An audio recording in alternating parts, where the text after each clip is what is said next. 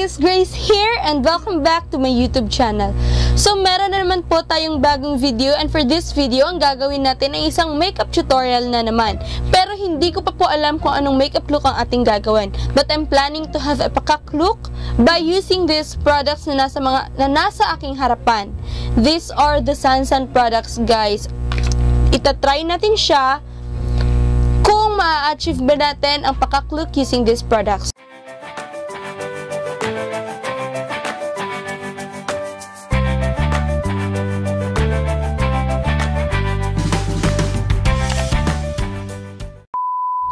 So first, nakapag-moisturize na ako ng aking face. Ang gagawin na natin is, let's proceed to the primer. Dahil wala po silang primer dito, gagamitin ko itong Quick Effects na primer na palagi kong ginagamit. Lagay lang po tayo ng konti.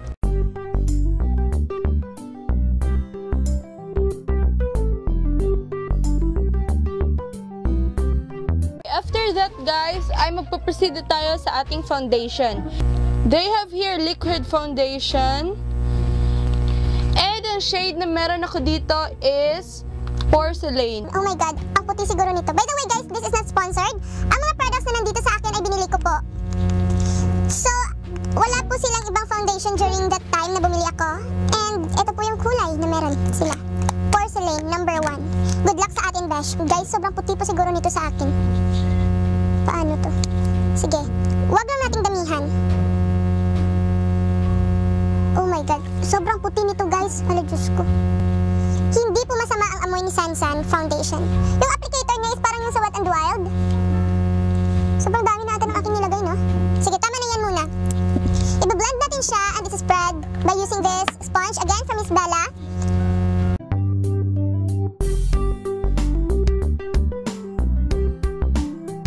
Ang claim po nila sa product na ito ay matte finish daw. Tingnan natin kung matte ba talaga. Hindi kasi available ang shade number 2 nung time na yon. They only have this. And gusto ko siyang bilhin kaya I took the risk. Oh, took the risk daw. Hala, Diyos ko. Ang hirap. Pero ang hirap i-blend, no? Madali kasi siyang nagsaset.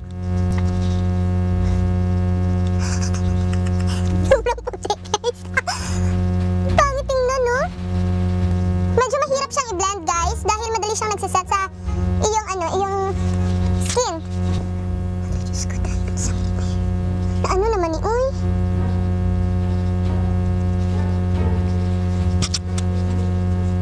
Sobrang puti talaga niya, guys. Ang masasabi ko, guys, sa product na ito is madali siyang mag-set sa aking skin and hindi masyadong matapang yung coverage niya. Parang nakikita ko pa yung mga chismis sa aking mukha. At dahil dyan, kailangan natin gumamit ng concealer. Meron din sila dito ang concealer. This is a concealer stick in the shade beige. Beige. Tama ba yung pronunciation ko, guys? Mas maputi pa siguro yung foundation kaysa sa concealer. Sige, lalagay natin ito. Ganito siya sa kahaba, guys. Ayan. Ganun siya kahaba. So, ilalagay ko na siya sa aking under eye. Guys, ipupush ko pa ba?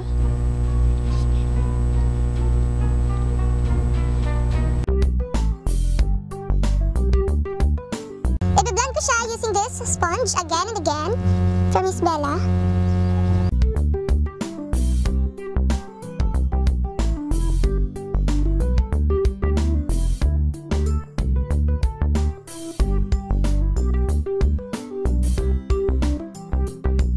Bawiin na lang natin mamaya sa pagbo-bronze at pagkukontour ng ating face look. Bago po tayo mag-set ng ating face at magbe-bake, ay ilalagay ko po muna itong kanilang blush stick. Tingnan natin yung performance nitong product na to. Sana naman maganda to, no? Sayang yung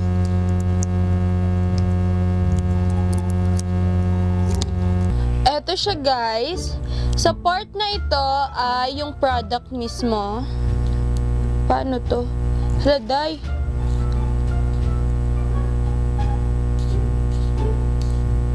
Ganun siya kahaba. Next, yung sa kabilang side naman is yung brush niya. Ayan yung brush. Ilalagay ko lang siya sa aking cheeks. At ang brush na gagamitin ko is ito na lang din. Para matry natin yung performance niya.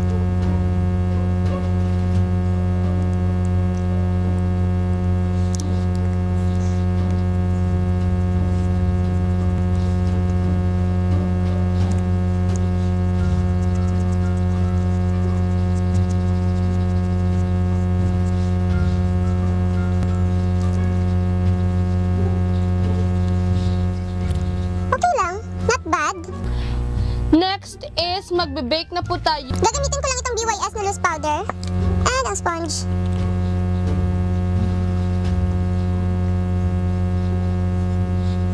Sobrang puti, Diyos ko. Sana mag-oxidize na lang tong ano na to, no? Tong makeup na to. Yung foundation nila. Para ano? Para mabawi naman. May nangyari ba?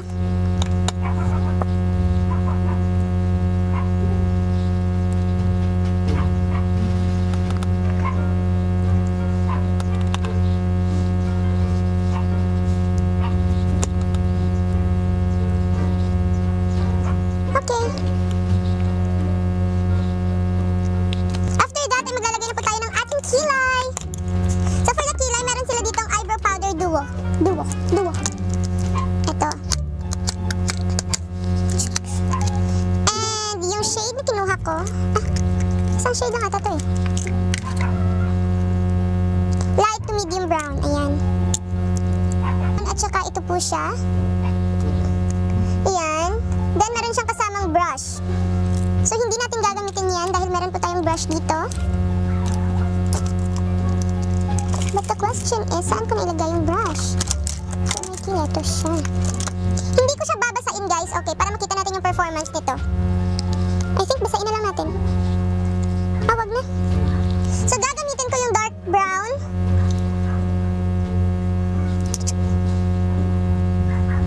Sobrang powdery niya guys. And ilalagay natin siya.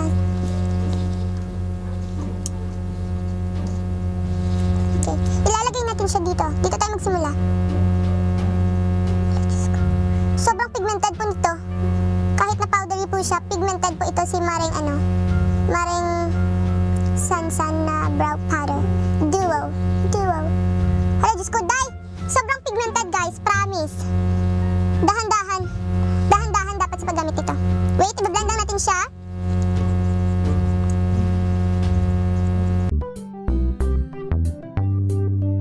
Lilinisin natin siya by using a concealer.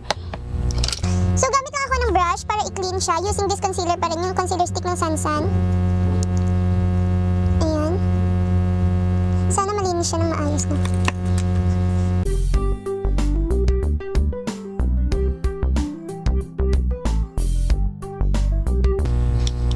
Isama ko na rin ang aking eyelids. Lalagyan ko na rin ng concealer. At magsisilbi na po itong base ng ating eyeshadow.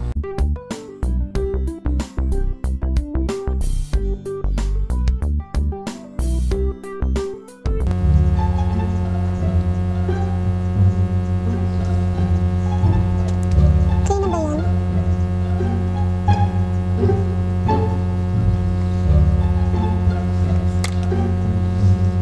Blend agad natin dahil madali siyang mag-ano eh.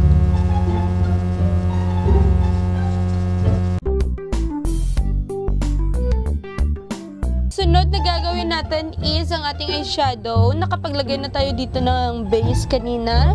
Isa-set natin siya with a loose powder. Hindi. Gagamitin ko na po itong Sansan na pressed powder in the shade 1 din. Diyos ko, sobrang puti rin dito. Ayan. Gagamitan lang natin siya ng brush. So, isa-set natin lahat-lahat.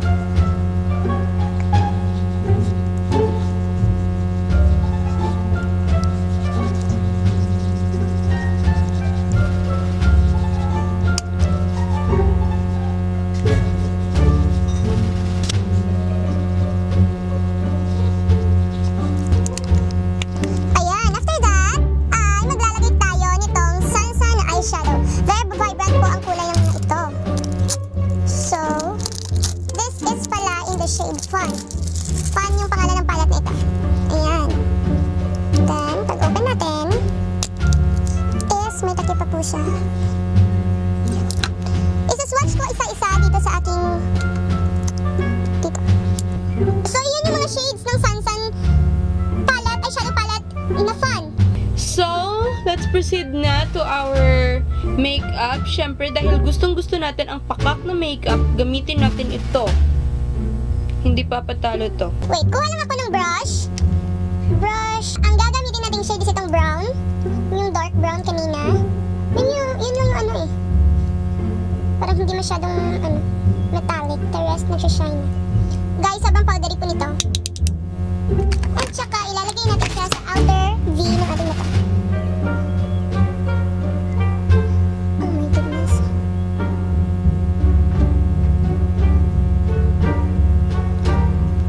Sobra po yung pigment itong brown na to. Then, dadalhin natin siya dito.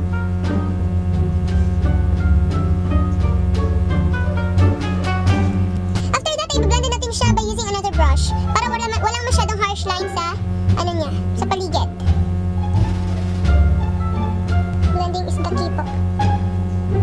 After that, ay gagamit pa tayo ng concealer para malinis yung area na to. Maglalagay ka dito sa gitna ng concealer at saka look up. Doon siya nag-mark, doon hanggang doon lamang yung concealer mo. Yan. Okay, next guys. Okay na ako dyan sa concealer na nailagay ko. Kukuha lang ako nung brush na ginamit ko kanina for the brown. May mga naiwan pa dito ng konti. Yun ang gagamitin ko para i-blend out yung harsh lines ng concealer. Sunod is, kukuha tayo ng metallic shade. Subukan natin itong shade na to na ilagay sa gitna. Try natin kung maganda siyang tignan.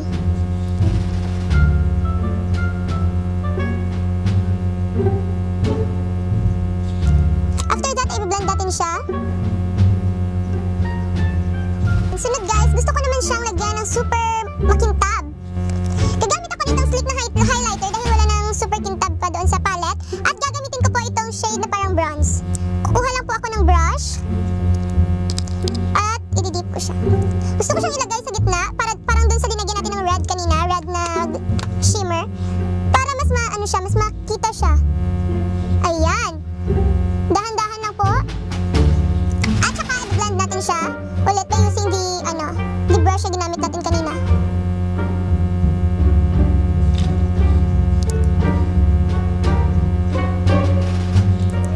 I'm okay with that guys. Ang gagawin natin ngayon is maglalagay na tayo ng brown na ginamit natin sa kanina sa taas, dito sa gilid.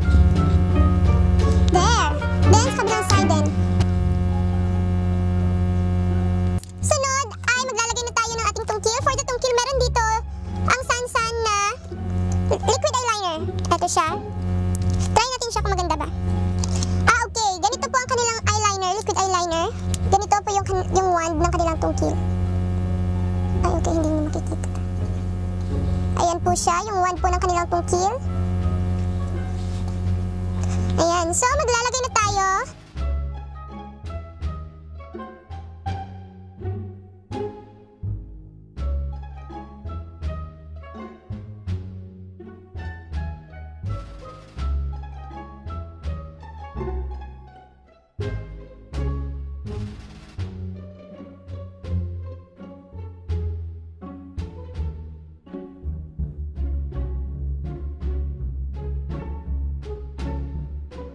Sunod is maglalagay tayo ng falsies. Since wala silang falsies, gagamitin ko lang po itong nabili ko sa Shopee na falsies.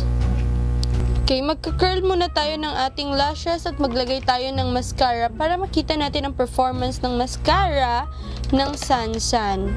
They have here False Lash Effect Mascara. Curl lang tayo ng lashes. And maglalagay tayo ng kanilang mascara. Itatry muna natin siya guys. Ganito po yung itsura niya. Yan. Then,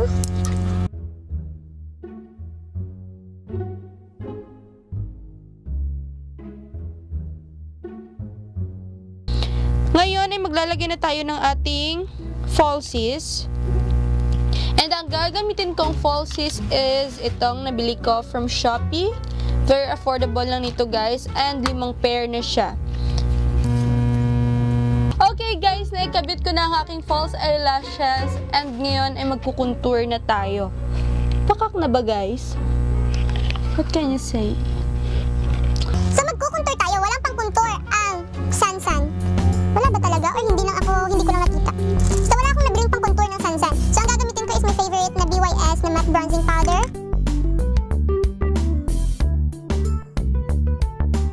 Gamitin natin itong kanilang blush powder. Ayan. This is in the shade Peach Blush.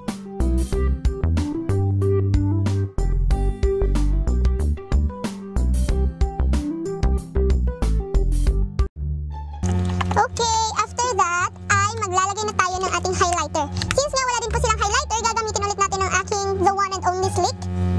Ito. And kuha lang tayo ng fan brush. Gagamitin ko itong bronze chuchu na to. Kailangan, yan yung sinasabi ko. Dapat pakak din po yung highlighter mo.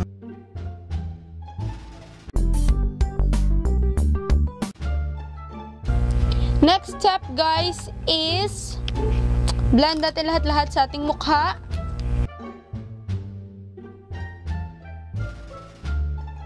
Okay, pagkatapos guys ay tapos na tayo sa lahat-lahat. Kulang na lang po sa atin ay yung lippy. Meron ako ditong ganito, liquid lipstick. At saka ganito. Liquid lipstick at saka lip liner ng Sansan.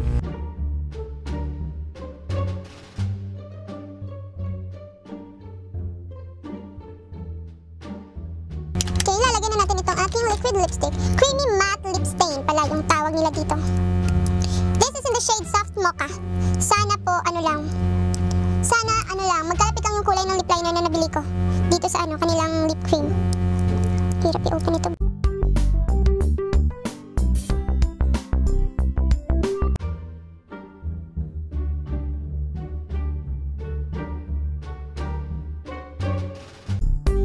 Okay, yan na guys. Creamy nga siya, pero parang hindi niya masyadong na-coat yung labi ko. Okay guys, ipa-finalize ko lang itong look and I will be back for my final thoughts about these products. Okay, there you go guys. Here is the final look. So my final thoughts are, for the foundation, simulan natin sa foundation.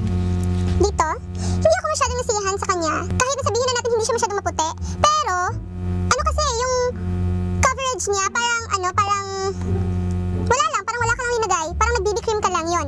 Then, for the concealer naman, okay sa akin tong concealer na to. Kaya lang, yung shade niya sa akin, mali ata yung napili kong shade. So, but overall, okay naman siya. Nako-cover naman niya yung mga dapat niyang i-cover na hindi nako-cover ng foundation. Daming cover, te. Next is, eyebrows. Nasaan na yun? Eyebrows, dito. Okay siya sa akin. Pero, yung kulay nga lang niya, sobrang, parang nagre-reddish brown na siya, tingnan. Ayun. Pero okay siya sa akin. Yung pigment niya, guys, hindi joke, okay? Okay to sa akin. For the powder, for the pressed powder naman, namamatify niya yung face mo. Pero, wala siyang, syempre, pressed powder nga, wala siyang masyadong coverage. Pero okay na rin, okay na siya. Nagagampanan naman niya yung dapat niyang gawin, yung role niya sa makeup.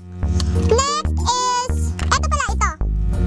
Guys, nawawala siya eh. Kaya, tumungo tayo doon sa powder, blush powder. Cheek blusher pala. And, medyo okay naman siya. Yung color payoff niya, kasi to, hindi siya pang pakak. Okay, hindi siya pang pakak. Maaari mo siyang gamitin kapag everyday makeup look yung ginagawa mo, pwede to. Ito naman, pwede naman kapag everyday din yung ginagawa mo. Ayan! May recommend dito sa inyo guys. Mapa-everyday man, mapapakak look man, okay siya. Ayan, okay to. Then, madali din siya i-apply. Yung negative comment ko lang dito guys is sobrang thick niya. Ayan, sobrang thick niya for precise eyeliner. Dapat, medyo sobrang tricky ito gamitin. Okay, yun. Next is for the mascara guys. Okay siya siguro for everyday look, hindi pang pakak na look. Para sa look natin, hindi siya okay para sa akin dahil nahuhold niya yung lashes mo, pero hindi siya masyadong nagbibigay ng volume. Hindi rin siya nagpapahaba ng lashes. Okay lang. Next naman is this one.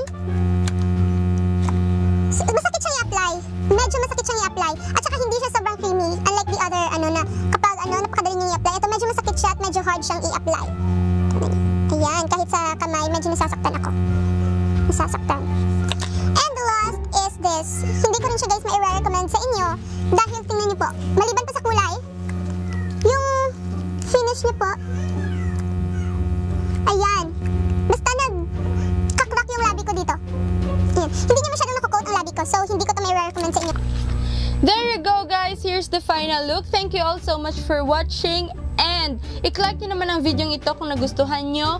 Comment down below kung ano pang mga makeup na gusto nyong ipapagawa sa akin. Share this with your friends and mga kakilala na naghahanap ng ganitong look.